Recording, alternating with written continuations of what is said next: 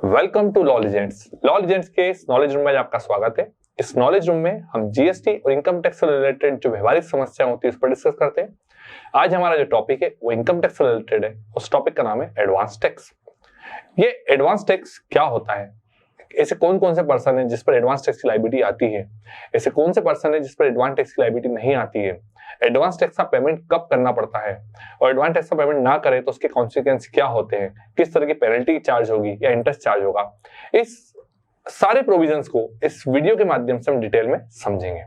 सबसे पहले हम समझेंगे एडवांस टैक्स क्या होता है।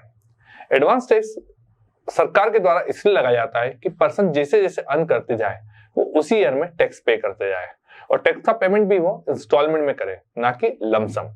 यहाँ पर फायदा ये होता है कि आपको एक साथ टैक्स देने से आप बच जाते हैं। दूसरी बात, आप पर इकट्ठा टैक्स देने का एक स्ट्रेस भी नहीं रहता है। और तीसरी बात, यह जो पैसा गवर्नमेंट को मिलता है, गवर्नमेंट इसको सोशल वेलफेयर, कंट्री के डेवलपमेंट और इंफ्रास्ट्रक्चर में यूज करती है। तो एडवांस टैक्स, अब हम समझेंगे एडवांस टैक्स की लायबिलिटी किस पर आती है। ऐसे सभी पर्सन जिनकी किसी भी फाइनेंशियल ईयर में एस्टिमेटेड टैक्स लायबिलिटी 10,000 रुपए या उससे ज्यादा है, वह एडवांस टैक्स की कैटेगरी में कवर होते हैं।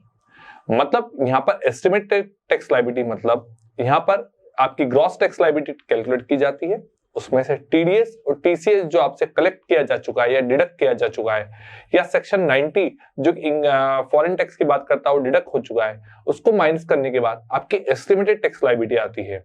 और यदि यह एस्टिमेटेड टैक्स लायबिलिटी की अमाउंट 10,000 रुपए से ज्यादा है तो आपको एडवांस टैक्स पे करना पड़ता है। और एडवांस टैक्स इंस्टॉलमेंट में दिया जाता है, ना कि लमसम तरीके से। यहाँ पर अब बात करें कि ऐसे कौन कौन से पर्सन है जो एडवांस टैक्स की लायबिलिटी से बच सकते हैं। सबसे पहले बात करूंगा ऐसे पर्सन जिनकी एस्टिमेटेड टैक्स लायबिलिटी 10,000 रुपए से कमा रही है, डेफिनेटली वो एडवांस टैक्स में कवर नहीं होंगे। दूसरी बात, ऐसे सभी पर्सन जो सीनियर सिटीजन है जिनकी एज 60 ईयर्स या उससे ज्यादा है और यदि उन्हें कोई इनकम अर्न हो रही है और भले उस पर टैक्स की लायबिलिटी 10,000 रुपए या उससे ज्यादा आ रही है और वह income other than business and profession है, मतलब कोई यदि senior citizen person house property से, शॉर्ट टर्म कैपिटल गेन से, लॉन्ग टर्म कैपिटल गेन से, अदर सोर्स से या किसी तरह की पेंशन से या सैलरी से कोई इनकम अर्न कर रहा है और उस पर एस्टिमेटेड टैक्स लायबिलिटी 10,000 रुपए से ज्यादा है तो भी वो एडवांस टैक्स की डेफिनेशन में कवर नहीं होगा। लेकिन यदि उस सीनियर सिटीजन पर्सन को किसी बिजनेस या प्रोफेशन से कोई इनकम अर्न हो रही है तो एडवांस टैक्स की कैटेगरी में कवर हो जाएगा। यहाँ पर सीनियर सिटीजन का मतलब वह प्रीवियस ईयर में, ड्यूरिंग द प्रीवियस ईयर किसी भी दिन उसकी एज 60 साल या उससे ज्यादा हो जाती है तो हम उसे सीनियर सिटीजन की कैटेगरी में कवर करेंगे। अब हम इस टॉपिक में आगे एडवांस टैक्स की ड्यू डेट पर डिस्कस करेंगे। एडवांस टैक्स जैसे पहले भी बताया है कि एडवांस टैक्स लमसम ना देकर इंस्टॉलमेंट में दिया जाता है। मतलब किस तरह से उसे दिया जाएगा उससे समझते हैं। सबसे पहले आपको जो अपनी एस्टिमेटेड टैक्स लायबिलिटी का 15% 15 जून तक देना होता है। अपनी एस्टिमेटेड टैक्स लायबिलिटी का 45% आपको 15 सितंबर तक देना पड़ता है। अपनी एडवांस एस्टिमेटेड टैक्स लायबिलिटी का 75% आपको 15 दिसंबर तक देना पड़ता है और अपनी एस्टिमेटेड टैक्स लायबिलिटी का 100% आपको 15 मार्च तक पे करना होता है। यहाँ पर ध्यान देने वाली बात है कि ये जो परसेंटेज है क्यूमुलेटिव है, मतलब 15, 45, 75 और 100% जो है वो क्यूमुलेटिव है। लेकिन ये डेट्स प्रिस्क्राइब की गई है केवल उन्हीं एसएससी के लिए जो प्रिजम्पटिव स्कीम मतलब 44AD और 44ADA ऑप्ट नहीं कर रहे हैं। मतलब यदि कोई एसएससी 44AD ऑप्ट कर रहा है या यदि कोई एसएससी 44ADA बात कर रहा है, ये 44AD और 44ADA क्या होते हैं जो कि बिजनेस से रिलेटेड एक सेक्शन है और आप लॉ लीजेंड्स के दूसरे वीडियो में आप इसे इजीली समझ सकते हैं। यदि कोई एसएससी इन दोनों सेक्शन को ऑप्ट करके कोई इनकम अर्न कर रहा है तो उसे ये डेट्स कवर नहीं होगी, लेकिन उन्हें एडवांस टैक्स तो भरना होगा। लेकिन एडवांस टैक्स की उनकी लास्ट डेट जो रहेगी 15 मार्च और 100% टैक्स का पेमेंट उन्हें 15 मार्च के दिन ही करना होगा। नेक्स्ट पॉइंट, यदि कोई एसएससी, यहाँ पे एक सर्कुलर आया हुआ है, यदि कोई एसएससी जो टैक्स ऑडिट में कवर होता है या वो कारपोरेट एसएससी है तो उस पर जो लास्ट डेट है वो 15 जून, 15 सितंबर, 15 दिसंबर और 15 मार्च ही मानी जाएगी। इन दोनों के अलावा यदि कोई एसएससी जो एडवांस टैक्स में कवर हो रहा है लेकिन किसी कारण से उन्हें उस डेट पर बैंक हॉलिडे आ जाता है तो वहां पर नेक्स्ट वर्किंग डे पर जिस दिन बैंक ओपन होती है उस दिन एडवांस टैक्स पेमेंट करने की लास्ट डेट मानी जाएगी। अब एडवांस टैक्स का पेमेंट कब करना पड़ता है? एक तो एडवांस टैक्स का पेमेंट जब असेसी खुद डिसाइड कर ले कि उसकी एस्टिमेटेड टैक्स लायबिलिटी 10,000 से ज्यादा है या असेसिंग ऑफिसर के द्वारा कोई ऑर्डर दिया गया है।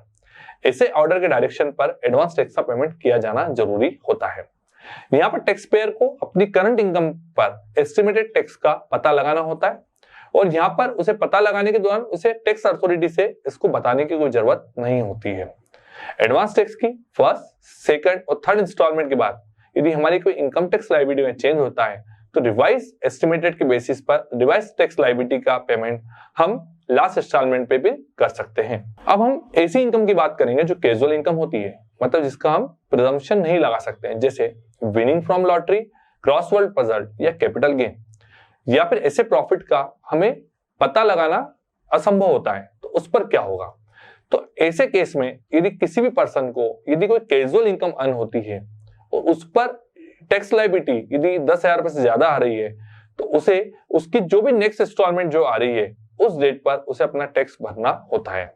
मान लीजिए किसी पर्सन को 14 दिसंबर को short term long term capital gain arise हुआ, उस केस के कारण उसकी टैक्स लायबिलिटी 10,000 रुपए से ज्यादा आ गई तो उसे जो भी कैपिटल गेन अराइज हुआ है उस पर जो भी टैक्स लायबिलिटी आ रही है उस टैक्स लायबिलिटी को उसे दो पार्ट में, मतलब 15 दिसंबर और 15 मार्च के पहले उसे 100% पे करना होगा।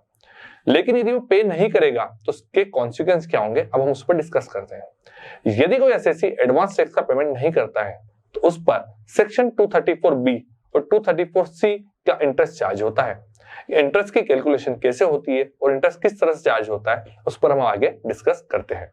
यदि टैक्स पेयर ने प्रीवियस ईयर में 31 मार्च ईयर एंड तक टैक्स लायबिलिटी का 90% से कम टैक्स डिपॉजिट किया है तो वो सेक्शन 234B के अनुसार इंटरेस्ट लेविड होगा 1% पर मंथ या पार्ट ऑफ द मंथ। जितने भी मंथ का डिले हुआ है, याद रहे सेक्शन 234B में इंटरेस्ट कैलकुलेशन 1 अप्रैल से डेट ऑफ पेमेंट तक चार्ज की जाएगी, मतलब इंटरेस्ट की कैलकुलेशन 1 अप्रैल से स्टार्ट हो जाती है।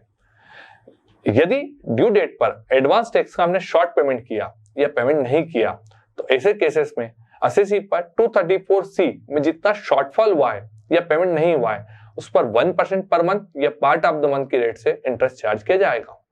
जितने भी मंथ यहाँ पर शॉर्टफॉल हुआ है या एडवांस टैक्स का पेमेंट नहीं हुआ है उतने टाइम का। यहाँ पर ध्यान देने वाली बात यह है कि फर्स्ट इंस्टॉलमेंट जो कि 15% की होती है, यदि वहां पर आप 80% मतलब 12% का भी पेमेंट कर देते हैं, फर्स्ट इंस्टॉलमेंट मतलब 15% का 80%, मतलब यदि आप 12% का भी टैक्स पेमेंट कर देते हैं या सेकंड इंस्टॉलमेंट जो 45% की होती है तो उसका 80% मतलब 36% भी आप टैक्स लायबिलिटी का पेमेंट कर देते हैं तो 234C का इंटरेस्ट चार्ज नहीं होगा। लेकिन ये एग्जम्पशन थर्ड और फोर्थ इंस्टॉलमेंट पर नहीं है। थर्ड और फोर्थ इंस्टॉलमेंट पर आपको कंप्लीटली 75 और 100% पेमेंट करना होगा। ये वीडियो हमने जो डिस्कस किया वो पूरी तरह एडवांस टैक्स से रिलेटेड था। इस टॉपिक से रिलेटेड यदि आपको और कुछ इश्यूज आते हैं तो इस वीडियो में बताए गए मेल आईडी पर आप हमें वो इश्यूज भेजिए। लॉ लीजेंड्स कोशिश करेगा उन इश्यूज को जल्द से जल्द सॉल्व करने की। धन्यवाद।